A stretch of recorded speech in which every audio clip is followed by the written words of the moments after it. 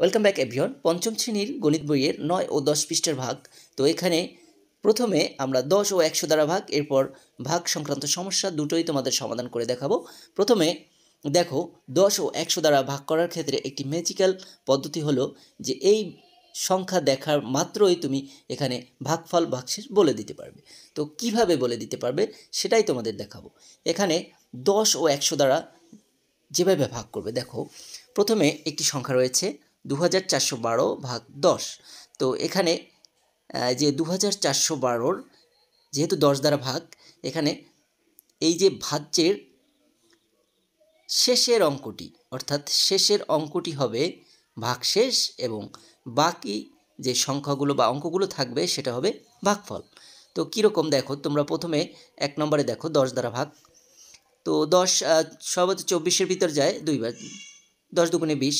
এবার বিয়োগ করো, বিয়োগ করলে দেখো 4, মানে এখান থেকে একটা সংখ্যা নামাবে, তো 41। তো 41 সংখ্যাটি 10 41-এর ভিতর যাবে 4 বার, 4 10 কে 40। এবার বিয়োগ করো, দেখো এখানে নামবে 12।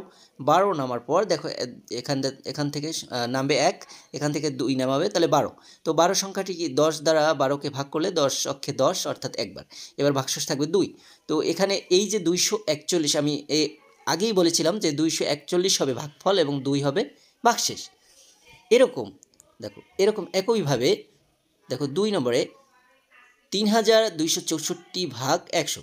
তো এক্ষেত্রে ভাগশেষ হবে 64, ভাগশেষ হবে 64 এবং ভাগফল হবে 32। কীভাবে দেখো, 100 দ্বারা কোনো সংখ্যাকে ভাগ করলে এখানে ভাগশেষ থাকবে শেষের 2 অঙ্ক এবং ভাগফল হবে মানে বাকি যে সংখ্যাগুলো থাকবে বা অঙ্কগুলো থাকবে সেটাই হবে ভাগফল। তো কীরকম দেখো, 3226 এবার 100 দ্বারা ভাগ করলে কি হয়, 326-এর ভিতরে 3 বার যায়, 3 অক্ষে 3। এবার দেখো বিয়োগ করো 264, এবার 4 নামালে 264, তাহলে 100 200-র ভিতরে কতবার যাবে, দেখো 100 200-র ভিতরে 2 বার যাবে এবং বিয়োগ করলে 64 থাকবে। তো আমার কথার মধ্যে তোমরা কি মিল খুঁজে পেয়েছো? অর্থাৎ দেখো এখানে ভাগফল হলো 32, ভাগশেষ হলো 64। একই রকম দেখো 3 নংয়ে 63,973 ভাগ 100। তো এখানে বলো তো ভাগফল কত হবে এবং ভাগশেষ কত হবে? দেখো এখানে ভাগফল হবে শেষের 2 অঙ্ক বাদ দিলে যা যা যে সংখ্যাটি থাকবে, অর্থাৎ এখানে যে অঙ্কগুলো থাকবে সেটাই হবে ভাগফল। যেমন এখানে 73 হবে ভাগশেষ এবং 639 হবে ভাগফল। দেখো এখানে ভাগ করার পর কিন্তু একইভাবে আমরা দেখতে পাচ্ছি যে এখানে 639 ভাগফল এবং 73 ভাগশেষ। এটাই এখানে দেওয়া হয়েছে। নিচের বক্স 3টি লক্ষ্য করো, ভাজ্য, ভাজক, ভাগফল ও ভাগশেষের মধ্যে কি কোনো সম্পর্ক খুঁজে পাওয়া যায়? এখানে দেখো 1 নম্বরে যে ভাগটি করা হয়েছে 2412 ভাগ 10। তো এখানে যে এই শেষের অঙ্কটি কিন্তু এখানে ভাগশেষ, দেখো এখানে শেষের ভাগশেষ এবং 241, এই 241 সংখ্যাটি কিন্তু ভাগফল। একইভাবে দেখো 100 দ্বারা ভাগ করার ক্ষেত্রেও সেই একই রকম, 32 হলো ভাগফল এবং এই 64 হলো ভাগশেষ। তো এবার দেখো একইভাবে এখানে 639 হলো ভাগফল এবং 73 হলো ভাগশেষ। তো এবার লক্ষ্য করো, ভাগ না করেই বৃত্ত দিয়ে ভাগশেষ নিচের দাগ দিয়ে প্রকাশ করো। যেমন এখানে একটা দেওয়া আছে যে 5326 এবং ভাগ 100। তো এক্ষেত্রে দেখো এই 26 হলো ভাগশেষ এবং 53 হলো ভাগফল। তো বাকি অঙ্কগুলো তোমাদের দেখাতে হবে। তো কিভাবে দেখাবে দেখো, শিক্ষার্থী বন্ধুরা দেখো এখানে 1 নম্বরে দেখো 3872 ভাগ 10। তো এক্ষেত্রে দেখো 10 দ্বারা ভাগ করলে এখানে ভাগশেষ হবে 2, এখানে ভাগশেষ হবে 2 আর ভাগফল হবে 387। এখন দেখো 100 দ্বারা ভাগ করলে 53 হবে ভাগফল এবং শেষের 2টি সংখ্যা হবে ভাগশেষ। এবং দেখো এখানে 65 হবে ভাগশেষ এবং ভাগফল হবে 987। তো এখানে 4 নংয়ে ভাগ করো, 536 ভাগ 10। এখানে 6 হবে ভাগশেষ এবং 53 হবে ভাগফল। 2 নংয়ে দেখো 360 ভাগ 10। এখানে ভাগফল হবে 36 এবং ভাগশেষ হবে 0।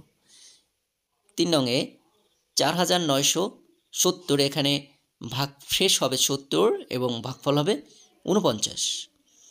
এরপর 4 নংয়ে দেখো এখানে ভাগশেষ হবে 0, এখানে 4 নংয়ে দেখো ভাগশেষ হবে 0 এবং ভাগফল হবে 64। 5 নংয়ে ভাগফল হবে 575, ভাগশেষ হবে 60। এবং 6 নংয়ে দেখো ভাগশেষ হবে 0 এবং ভাগফল হবে 926। এটা তোমাদের আমি 3 নংয়ের ভাগটি আমি করে দেখাচ্ছি। দেখো 360, তো 360কে 10 দ্বারা ভাগ। দেখো 10 36-এর মধ্যে কতবার যাবে? 3 10-কে 30, অর্থাৎ 3 বার। এখানে 3 10-এ 30, এবার বিয়োগ করো, দেখো 6 এবং একটা সংখ্যা নামাও 0, তাহলে 6 10-কে 60, এখানে 60। তো ভাগশেষ কিন্তু 0। এবার দেখো একইভাবে আমি 4 নং তোমাদের করে দেখাচ্ছি। দেখো 4 নংয়ে 100 দ্বারা 6400-কে ভাগ। এখানে 100 640-এর ভিতরে 6 বার যাবে, তো এখানে 6 লিখবে এবং 600 বিয়োগ করবে। দেখো 600 বিয়োগ করলে থাকে 40। এবার সরাসরি একটা শূন্য নামাবে, তো শূন্য নামানোর পর 100 400-র ভিতর 4 বার যাবে, তাহলে 400।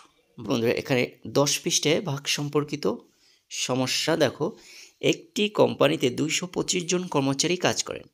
কোম্পানিতে মাসে 95,625 টাকা লাভ করে।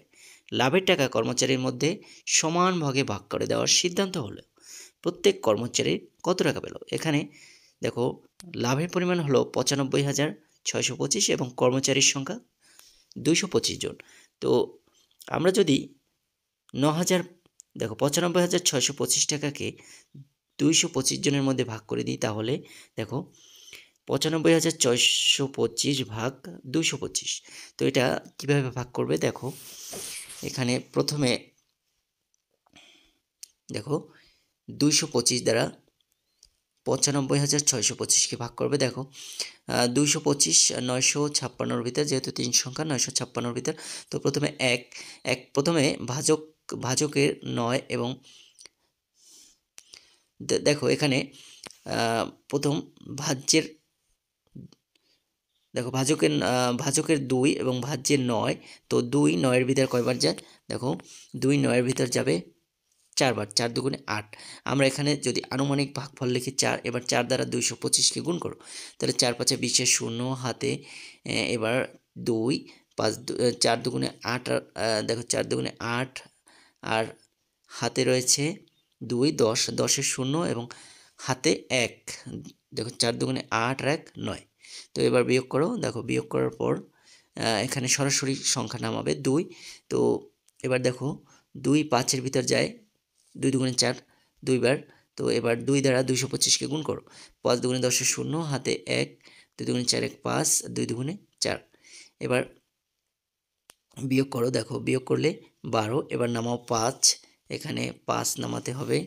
তো 5 নামানোর পর দেখো 2 11-র ভিতর কতবার যাবে চিন্তা করো। 2 11-র ভিতর যায় 5 দুগুণে 10 বার। তো এখানে যদি তুমি ভাগফলে 5 লিখো, তাহলে দেখো 5 দ্বারা 225-কে এখানে গুণ করলে, দেখো 5 দুগুণ 5 5 25-এর 5 হাতে 2, 5 দুগুণে 10 আর 2 12-র 2 হাতে 1 এবং এখানে 5 দুগুণে 10 আর 1 11। তো দেখো এখানে মিলে গেছে, অর্থাৎ ভাগফল 0। এখানে ভাগফল হবে 0। এরপর 2 নং, একটি গ্রামের রাস্তা মেরামতের জন্য গ্রামবাসী প্রত্যেক পরিবারের কাছ থেকে সমপরিমাণ করে টাকা তোলার সিদ্ধান্ত নিলেন। গ্রামে 367টি পরিবার আছে এবং রাস্তা ঠিক করার জন্য 80,000 টাকা প্রয়োজন। প্রত্যেক পরিবারে কত টাকা করে দেবে? তো এক্ষেত্রে দেখো সমাধান হবে, আমরা যদি 80,000-কে 367টি পরিবারের মধ্যে ভাগ করি, তাহলে দেখো 80,000 ভাগ 367।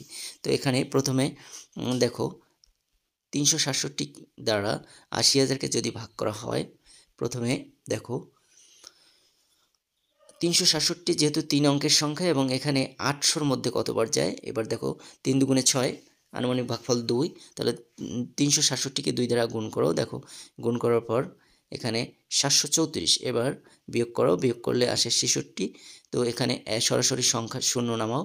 এবার দেখো 3 এই 3 6-এর মধ্যে যায়, 3 দুগুণে 6, এখানে 367 যেহেতু, কিন্তু এখানে দেখো দুইবার যদি দেওয়া হয়, তাহলে সংখ্যাটি কিন্তু 734 হয়ে যাবে। এই জন্য এখানে একবার দিতে হবে, অর্থাৎ 367 দ্বারা 660-কে ভাগ করতে হবে। দেখো একবার যায়, এবার 367 বিয়োগ করো, বিয়োগ করলে আসে 293। এবার সরাসরি একটা সংখ্যা নামাইলে হয় 2930। এবার দেখো 3 এখানে 29-এর মধ্যে কতবার যাবে? 7 বার দেওয়া হয়। দেখো 7 বারে 7 7 49 9 হাতে 4 এবং 6 7 42 আর 4 দেখো 46 এবং 3 7 21 আর হাতে রয়েছে 4 দেখো 25। তো এবার বিয়োগ করো, বিয়োগ করলে আসে 361। তাহলে এখানে ভাগফল 217 এবং ভাগশেষ 361। তাহলে প্রত্যেক পরিবার যদি দেখো 217 টাকা করে দেয় তাহলে প্রয়োজন টাকার কম টাকা জমা দিতে হবে, সুতরাং প্রত্যেক পরিবারকে 218 টাকা করে দিবে। প্রত্যেকটি পরিবার 218 টাকা করে দিবে। এরপর 3 নঙে দেখো কোনো দৌড় প্রতিযোগিতার পথের এক চক্র সমান 800 মিটার কততম বার 10,000 মিটার পথ অতিক্রম করবে? উত্তর ক্রমবাচক সংখ্যায় লিখতে হবে। দেখো আমরা যদি 10,000 মিটারকে 800 মিটার দ্বারা ভাগ করি তাহলে 10,000 ভাগ 800, এবার ভাগ করো। দেখো এখানে 800 দ্বারা 10,000কে ভাগ করো। প্রথমে দেখো 10,000, তো 10,000 800 1000-এর ভিতর যায় একবার, তো এখানে একবার লিখবে। একবার লিখলে দেখো 800, তো এখানে 800 লেখার পর বিয়োগ করো, বিয়োগ করলে আসে 200। এবার আরেকটা সংখ্যা নামাও। দেখো 800 2000-এর ভিতর যায় দুইবার, 8 দুগুণে 1600, অর্থাৎ এখানে গুণ বিয়োগ দেখো 800-কে 2 দ্বারা গুণ করলে 1600, এবার বিয়োগ করো 400। তো এখানে ভাগফল 12 এবং ভাগশেষ 400। এবার দেখো 12তম বার ঘোরার পর 400 মিটার পথ বাকি থাকবে, সুতরাং 12 যোগ 1 13তম বার ঘোরার সময় 10,000 মিটার পথ অতিক্রম করবে। তো এক্ষেত্রে এখানে যদি এই রাস্তাটি 13 বার ঘুরলে 10,000 মিটার পথ অতিক্রম করতে হবে। তো শিক্ষার্থী বন্ধুরা, ভিডিওটি ভালো লাগলে অবশ্যই লাইক দেবেন, চ্যানেলে নতুন হয়ে থাকলে অবশ্যই চ্যানেলটি সাবস্ক্রাইব করে পাশে থাকা বেল বাটনে ক্লিক করুন। সবাইকে অসংখ্য ধন্যবাদ।